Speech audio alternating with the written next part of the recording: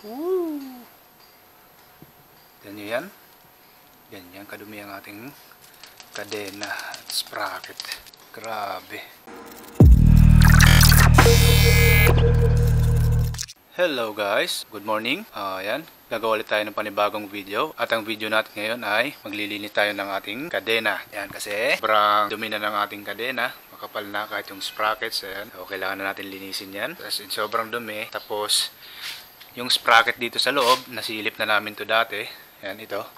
As in, may nakatambak na ang dumi dyan sa may gilid ng sprocket, yung tinatalsikan ng langis, at siguro may kasama na rin dumi, kaya ano siya, makapal na. So, di ko alam kung anong klaseng lubricant ang ginagamit ng dating may-ari dito sa chain nito. So, ngayon, gagamitan natin ng Mototech na chain cleaner at saka chain lube. Ayan, so may brush din tayo dito nabili. Nabili ko to dati para sa GTR sana, kaso hindi ko nagamit. Nabenta na natin si GTR. So, dito natin gagamitin ngayon sa ating doming. Yan, so bubuksan ko muna to para may pakita ko sa inyo kung gaano kadumi ang loob niyan. So dito gamit lang tayo ng 8mm na T-wrench or kahit anong meron kayo, socket na 8mm para matanggal lang natin tong cover. So ayan. Tada! O yan. Ganyan siya kadumi. Parang putik, di ba? Lilinisin natin yan kasi sa sobrang dumi niya, tumatagas siya hanggang dito sa baba, hanggang sa napatak dito sa may elbow ng tambutso. Ayan, grabe ang dumi niya. Dudukutin ko muna ng stick ito para naman hindi sayang kung isprayan ko lang lahat ng chain cleaner kasi baka maubos yan. Linisin ko muna to, dukutin ko muna to, tapos baka siritan din natin ng degreaser muna or tong chain cleaner na lang para ano, kasi pati sa likod tambak na yung dumi. Okay, sige, kuha muna ako stick. Ganyan yan. Ganyan kadumi ang ating kadena at sprocket. Kailangan talaga siyang linisin. Ano kaya ang gamit na langis nitong huling may-ari nito? Grabe ang dumi pati dito sa ilalim Grabe. Sprayan muna natin ng chain cleaner.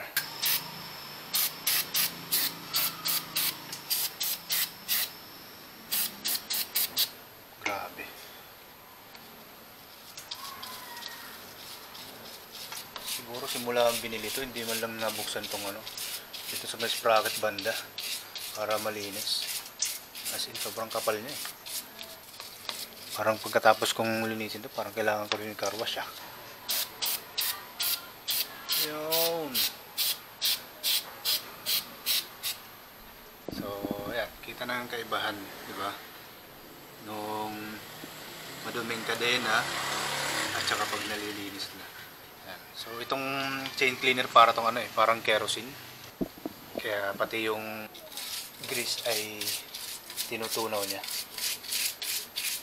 Unahin lang natin to dito bago natin lilinisin yung buong kadena. Linisin na natin tong sprocket. Ikot-ikutin lang natin para malinis yung buong sprocket.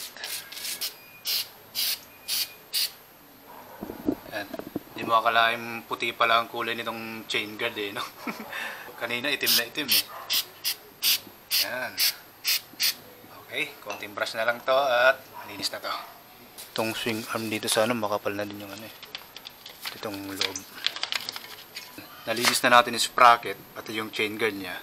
Kaso, dun sa ilalim, itong pinagkabiltan ng swing arm tsaka dun sa ilalim, talagang makapal ang grasa. So, hindi na abot ng ating brush, so isipan kong siritan na lang ng high pressure water para malinis lang kasi grabe ang lala dun sa ilalim hindi kasi basa-basa makikita hanggat hindi tinatanggal yung cover nitong sprocket so ayan, siritan ko muna to ng high pressure water para malinis siya ng gusto.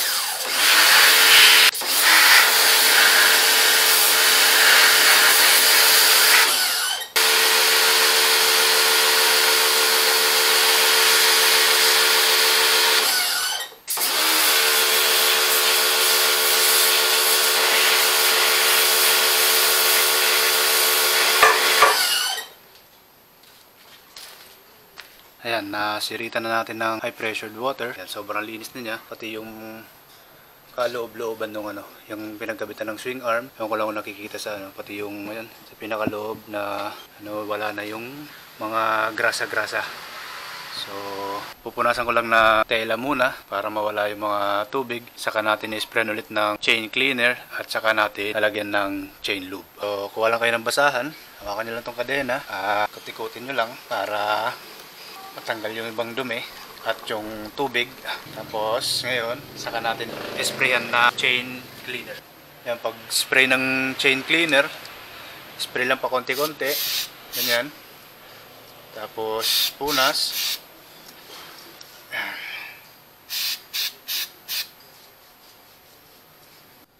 After natin mapunasan, sprayan naman natin ng itong chain cleaner paikot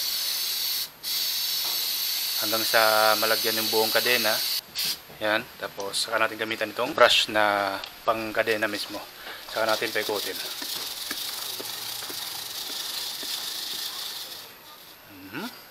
Oh, grabe yung dumi, oh. Kita kaya. Yan, oh. Sprayan pa natin konti. Ngayon pala makikita mong lumilinis na yung kadena, oh.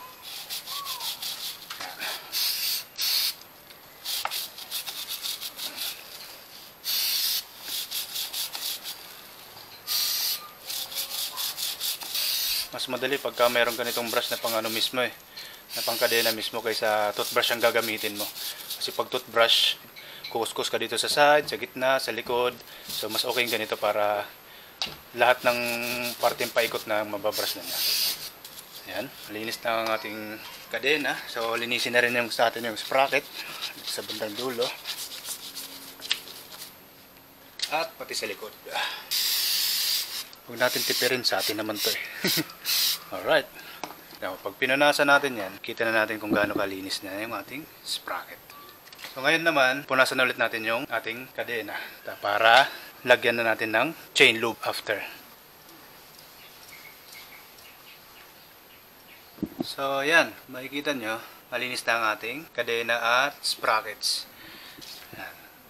Yan dito. Diba? Nagre-reflect ng natin. So, malinis na siya. Last step na gagawin natin ngayon ay maglalagay na lang tayo ng chain lube. Alright, so sa paglagay ng chain lube, dito na rin tayo maglalagay. Tapos alalayan lang din natin ng tela para hindi naman siya sumobra. Kasi pag sobra-sobra naman yung lube na ilalagay nyo, may ipon na naman yung dumi dun sa may maliit na sprocket. Dapat sakto lang. Kasi ang talsik nito, kapag sobra-sobrang chain lube ang ilagay nyo, dun ang bagsak sa may maliit na sprocket. Kaya naiiba ka ng dumi.